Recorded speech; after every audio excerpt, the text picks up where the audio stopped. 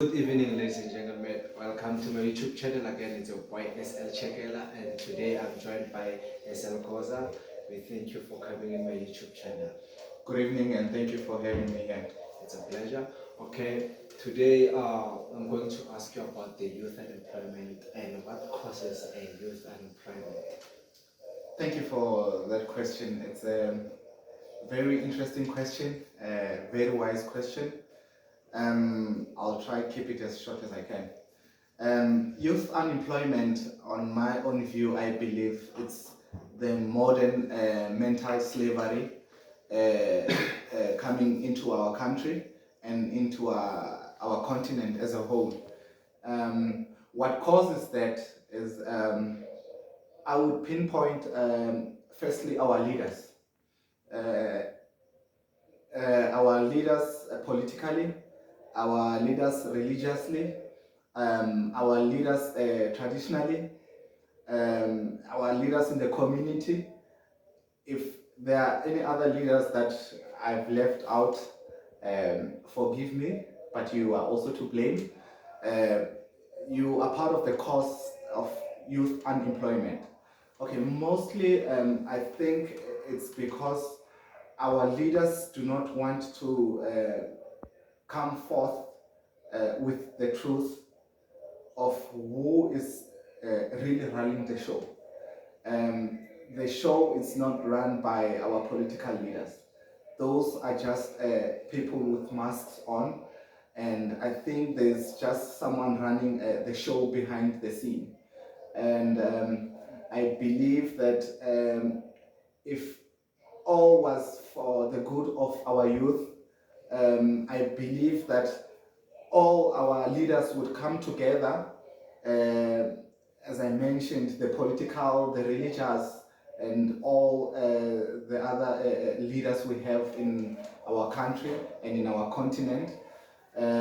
Because what use do we have churches if yet they give offerings of millions and millions, and yet after the 2 hour service is finished, the pastor goes out and to meet the poor or the poorest people. And, it doesn't even have to go out of the congregation, but they are even there in the church.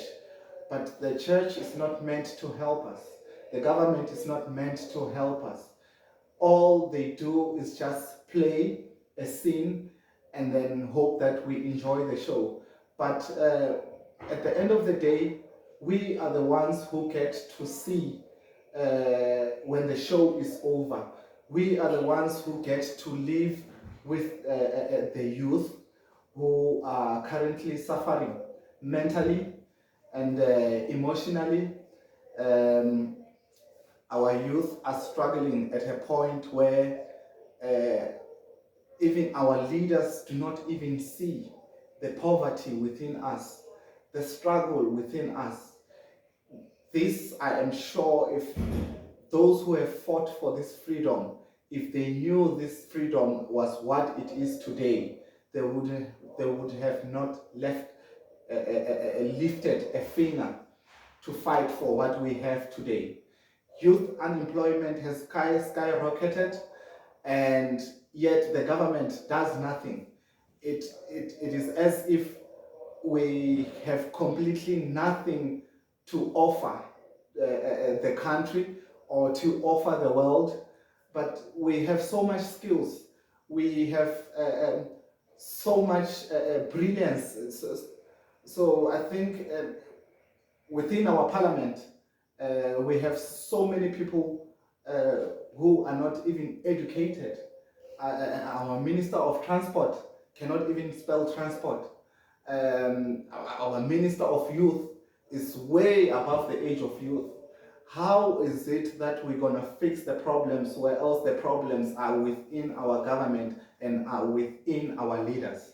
So I think we really need to rise as the youth to say our voice.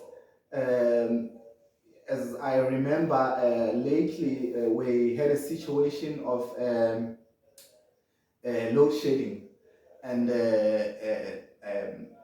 Honorable Malema came up with a strike the 20th of March, and on that weekend or the weekend following to the march, we didn't have a problem with load shedding. After that, it all started again. So you come to ask yourself, is this really deliberate, or are we really suffering from the mistakes of our past leaders and our current leaders? So that is my intake. Thank you so much. Thank you. Don't forget to like and subscribe, guys.